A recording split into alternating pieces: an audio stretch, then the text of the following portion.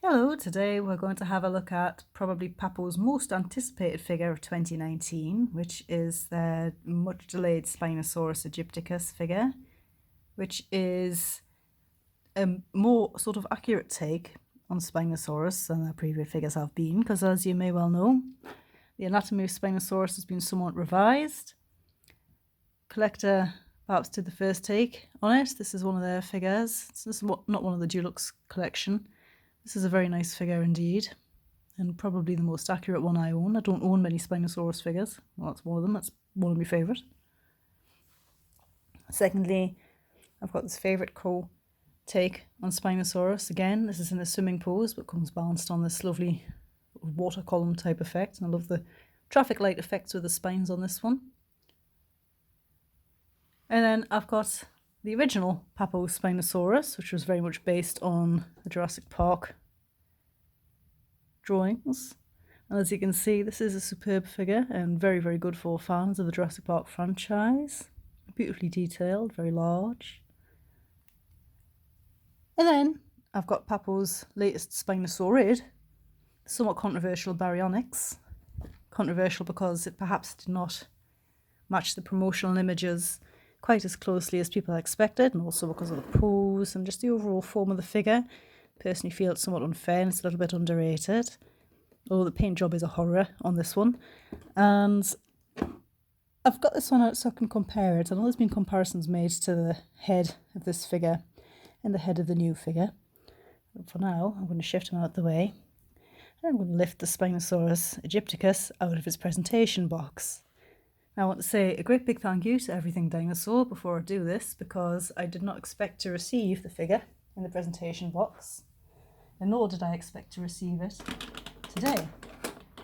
I actually thought it was going to be a lot later in the week before I received this figure, because Everything Dinosaur are currently processing a very high number of orders, this figure being no exception. And they offer two different purchase options for this. One with the box and one without the box. They will cost the same regardless, however the courier charges are a little higher with the box. So I'm incredibly grateful to them. Thank you very much for sending me the box version, because like a lot of folk, I was somewhat put off by the courier charges at this time of year with getting the presentation box, but it's well worth getting. I'm not going to look too closely at the box because it's rather on the large side, but it's got some beautiful artwork on the back. It shows you the original prototype of this figure. I know there's been a lot of complaints and people somewhat concerned that this figure does not exactly resemble the prototype. But now that I've got the figure in hand and I have seen other reviews of it, what I will say is please allay those concerns, because this is a figure very much worth having. It's an extraordinarily beautiful figure. No, it doesn't look exactly like the prototype, but it is nonetheless very, very well done. Beautiful paint job, good coloration. So let's have a closer look. I'm going to concentrate firstly on the head. As you can see, like most papotheropods, it's got a very smooth articulated jaw. Beautifully done. It's got good wide gape. I think Papo were the first to perhaps introduce this, where there's two parts to the articulation, so you can open the jaw a little wider. And the jaws are always very smooth and very natural looking on Papo figures. It's something that they really managed to nail. If we come in close here, you can see that there are grooves in the enamel of the teeth. You can see that each of these little individually sculpted scales has a little bit of detail on it. Dark nostril there. And when you get up close like this, you can really appreciate the complexity of the paint job. So we've got the pale beige and grey, and a darker colour overlying that. And you've got this russet colour and the browns. This bright yellow eye, as you can see the detail of the scales around the rim of the eye there. Absolutely superb detail. Inside the mouth, you've got this sort of wet effect tongue. Papo are very good at that. They're very, very good at making sure that the figures are quite realistic. They're not the most accurate figures. If the figure is accurate, it's generally more by look than design. So what they make up for that with is by producing figures which do look convincingly like a living animal. What they've gone for here is very serrated tongue, somewhat reminiscent of a goose. You can see even on the underside of the tongue here, there's a bit of detail. Absolutely superb work. This lovely rosette of teeth at the bottom, which is true to Spinosaurus. The detail in the bottoms of the jaw there, again, it's a slightly different colour to the tongue, and it's a very gloss finish. Really detail down the throat of the dinosaur. You can see all the little scales on the end of the nose. Again, individually sculpted. There's no sort of copy and paste work with Papo figures. And the head really is very impressive. I'm going to bring the baryonyx back in and let you have a look at the head compared to the baryonyxes. Now, it's a much larger figure than the baryonyx, and whilst these are both Spinosaurids, so there are similarities, you can see they're different enough. They both have a crest down the midline of the snout. The nostrils are similarly positioned, they've both got the bright yellow eye, but overall, looking at them, whilst there are superficial similarities, you can see they're very much a different figure. They haven't simply reused the head of the baryonyx for the Spinosaurus here. You see the teeth configuration is totally different, the jaws are totally different. So, overall, the Spinosaurus is a far more detailed figure with a far superior paint job. The paint job on the baryonyx really was quite disappointing, but the paint job on this isn't. It maybe looks a little vivid in the light on this camera, down the neck there. It maybe does not show it in the best light. It does look a little bit harsh. Demarcation between this orange and this sort of charcoaly, it's a sort of tint of blue in there as well on the neck here. But believe me, in real life, it looks a lot nicer. And you see all the detail on the top of the head here, along the crest of the snout, and then above the eyes, sort of gnarly rugosities above the eyes and behind the eyes. It's almost a little bit Caprasuchus-like. It's a bit of a shame they didn't do that for the Caprasuchus. It would have made it more accurate. There's no particular opening for the ear, but it's kind of in where the seam of the head is. There's not many seams on this figure. It's very nicely done. Little details like this extra little row of sort of gnarly scales along the side of the neck here. You know, it's not as monstrous looking as the baryonyx is. Great big powerful forearms. Great powerful claws. Look at the detail on the hands there. And this webbing between the toes. It's postulated that Spinosaurus, were it a swimming creature, which is seeming very likely, would have had webbed feet. You see there's a lovely sort of copper patina. It hasn't got the gloss that the baryonyx has, which I know was a complaint for a lot of people. I do think that if you repainted the baryonyx, it would be a superb figure. I'm pretty sure that Papo will eventually release a repaint of the baryonyx. It's possibly one of the few replicas that would look good in the rainbow paint scheme that we're very fond of for a few years.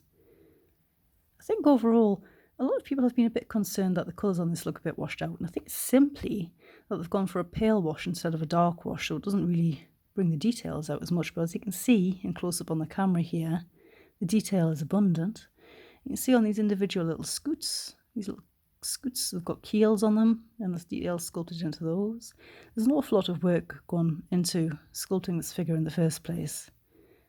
And it's not over-textured. Whilst each of these little individual parts is textured, from a distance it gives a great sort of idea of a very large animal. A lot of companies do still sort of over-texture their figures, which is lovely. It's a lovely touch, but doesn't really enhance the realism very well. The scales on the belly here are quite smooth, are quite subtle and nicely done. And as you can see, the rib cage is very broad.